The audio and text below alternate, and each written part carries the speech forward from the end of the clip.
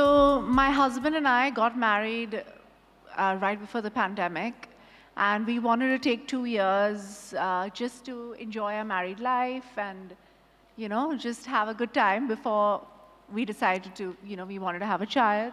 And I remember it was January of 2020, New Year's, and we were like, okay, I think this is the year that we're going to try and have a child. And obviously, the pandemic happened, and we got scared, and we just decided that we could wait till the pandemic was over. Even though I don't know if everybody remembers at that time, we didn't know when or how, and it was quite scary, especially the beginning of the pandemic. So it started settling down by the end of the year, but then the second wave happened in India, which was again pretty scary. And so again, we decided to delay it a little bit. We were seeing all sorts of scary things happening to women and to older people and parents and children, etc., with comorbidities. Again, we decided to wait, and then we said, okay, I think it's enough. Let's try. And that's when. But in this time, I was doing a lot of research. I was reading a lot about fertility, about what are the right things to, take, how to eat, the kind of lifestyle you need to lead. And I realized that I needed to, more than anything else, I needed to lead a very stress-free lifestyle. And yes, and the supplements, very important, because contrary to what we were told, or we know from that you just can't get pregnant in every day of the month. There are some days where you're more fertile, and and everybody's ovulation. I mean, a doctor will tell you this, but because as moms we know, because we've tried. You try to get pregnant. Everybody's ovulation date is different, so it's not the same day for everyone. Like, everybody doesn't have a 30-day cycle or a 28-day cycle. I have a 32-day cycle. Some people have a 28-day cycle. Some people even go up to 35 days. And those 5 days when you're ovulating, before and after the ovulation, are those 5 days when you're the most fertile. And an ovulation tracker is your best friend at that point, because those are the 5 days where you are most likely to get pregnant. Right. So I did use an ovulation tracker with an app to get pregnant. There was a app called, I don't remember the app right now, but there's a really good app that I had, which, I would check my temperature and then pee on a stick to know, am I ovulating or not ovulating? So yes, it was my best friend. So I'm so glad that they're coming up with, they have these beautiful ovulation trackers. So honestly, I spoke to an amazing doctor called Dr. Gauri, and she's a Tamilian, and she's from India, but she lives in London right now, and she used to be an OBGYN. With the NHS in the UK, and she's as Indian as when you meet her, you think she's like the sweetest old Indian auntie who's giving you the best advice. And but she's a brilliant doctor. She was the first one to come up with water births in the UK, but she was a surgeon, and she decided that we should have, in India, we prefer natural births. We have to eat the Indian way, which is a full, we have all these new things where we're doing high protein and this and that.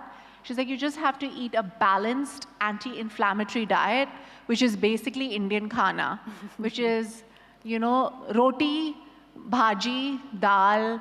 If you're non-vegetarian, then a chicken or a fish and dahi. And I just had a balanced meal, and I was walking, and I was doing a little bit of exercise, and I was taking my supplements.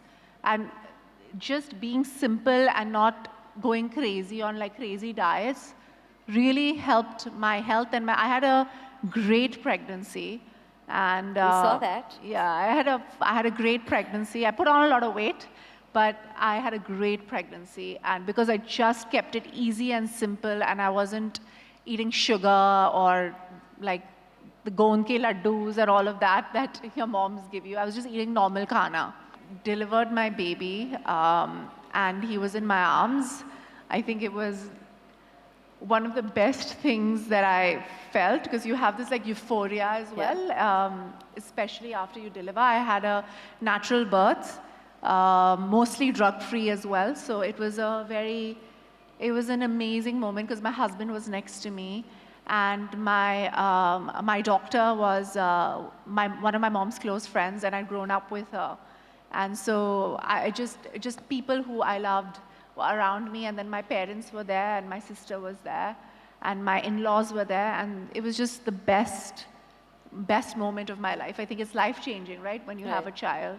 So as soon as I delivered my child, my main focus was taking care of him and then taking care of myself. Yeah. It wasn't, oh, I need to lose my weight in like 2 months or 3 months. I've taken 1 whole year to lose all my weight. I did it slowly, I did it steadily, and I made sure that I was present. And a lot of moms go through postnatal depression, and you feel like you're in somebody else's body. Once you deliver, you feel like your stomach is going to go back in, but it's still there. And you feel, oh, my body's going to look the same after I deliver my child. And then you realize your child is only like 3.5 kgs, and all the other weight is just you. And but I didn't go on a crash diet. I didn't do any of those things because I used to be a very big girl when I was younger, and through a lot of hard work, I have realized that you have to love yourself no matter what, no matter the stretch marks, no matter the weight fluctuations, no matter what. As long as you're healthy mentally and physically, that's all that matters. And you will eventually feel like yourself, and nobody should be in any rush to get anywhere. And, the media has a lot of good qualities, and so do a lot of actors. We have a lot of good qualities, but we're also desperate to get back into shape and get back to work. And that puts a bad precedent for mothers who are not in the same profession as us. And I didn't want to set that example.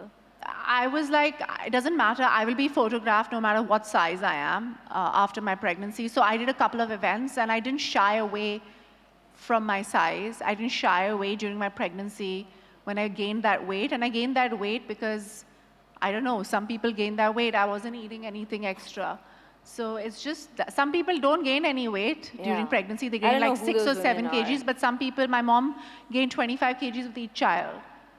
I was 58, I was too thin before I got pregnant. I have a tendency to be too thin because it's genetic. So I was very thin.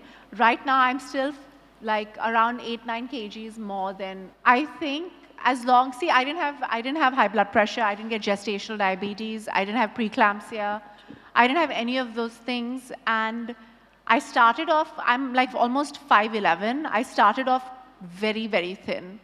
First of all, people make the worst maternity clothes. I just want you to know. I feel like fashion needs to evolve where maternity clothes and bigger girls are concerned. There isn't. And so I was just like, I need to find regular clothes that I can wear as a pregnant lady. And I tried to find clothes that would fit me when I was pregnant, which was impossible. But I found some. I bought some maternity jeans, but I just found everything else heinous. It was horrible. They're like so ugly. So, like a few of my friends, I was 36 years old when I got pregnant. So it's an advanced age pregnancy. A few of my friends had gotten pregnant also at a similar age, who were older than me. And they kept telling me about all these tests that they needed to take to check the health of the child, of the fetus, etc. And, that anxiety was always there, right? You always have that anxiety every time you go for a checkup or a sonography or something. There's always anxiety. Is my baby okay? Is everything going to be okay? And I sort of started getting that anxiety from before I got pregnant. It's about the child. Yeah. How did tracking your ovulation make you feel?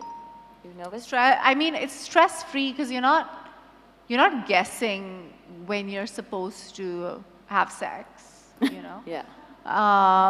It sort of takes out the romance for a short period of time, but then you get into it, you make it happen, especially if you love your I love husband. how honest she is. One thing you did to boost your immunity that you would recommend to all moms. I think folic acid, iron, all the supplements that you see has everything in it,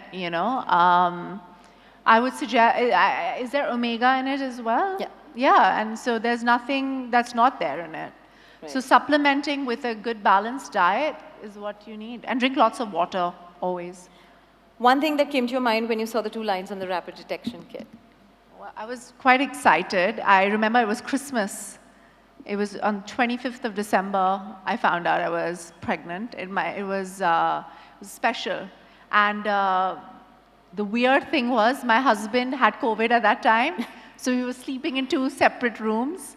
And, I missed my period. I was like, I'm pregnant. He's like, great. we were literally on FaceTime in the same apartment. How uncanny is that, right? The biggest news of your life, of your marriage, and you want to share it on FaceTime. The one thing that scared you when you went to the doctors, don't tell me it was the weight. No, I mean, that was always I remember Avan used to keep saying what is this, Sonam? I was like, I swear to God, I'm eating exactly what you're telling me to eat. I'm just gaining this weight. I'm not cheating. It wasn't my weight though. That wasn't scary. It was just, I think as a first-time mom, everything just makes you nervous. Right. Yeah. The question you Googled most when you were pregnant? How much weight are you supposed to put on? Okay, one health routine you would never skip. Exercising. I exercised through my pregnancy. And I did Pilates. This is unless the doctor tells you you have to lay flat on your back, you should walk and do Pilates and weight training, and you need to exercise. Be careful of yoga. Unless you know a yoga practitioner who knows maternity yoga, because that can be a little dangerous. And too heavy weights, but just be active. Right. One pregnancy symptom that you remember the most? I was nauseous for the first 3 months, but I never threw up. So I never got any relief. So I was just constantly nauseous, which was horrendous. Because I'm nauseous, and you want to throw up, but I couldn't throw up. Yeah. That wasn't great. Right. One word that you would like to erase from your dictionary after motherhood? One word?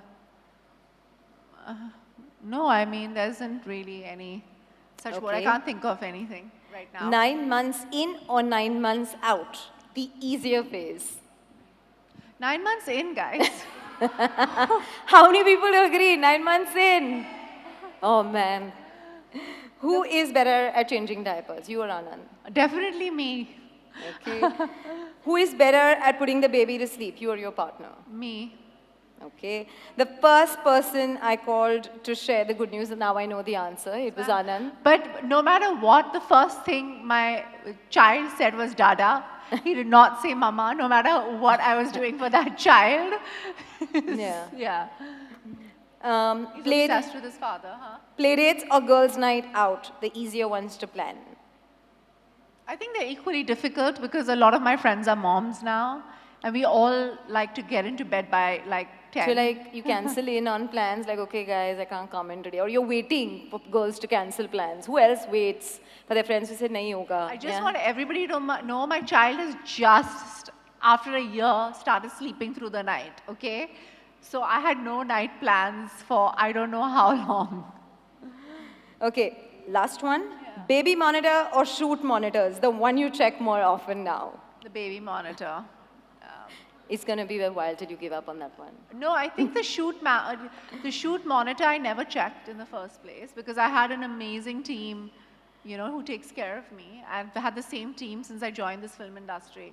Lovely. So, Namrata, who's done my makeup, I don't know if she's here, I don't know where she's gone. I've had literally the same team. So, they make me look fabulous, and so I'm happy.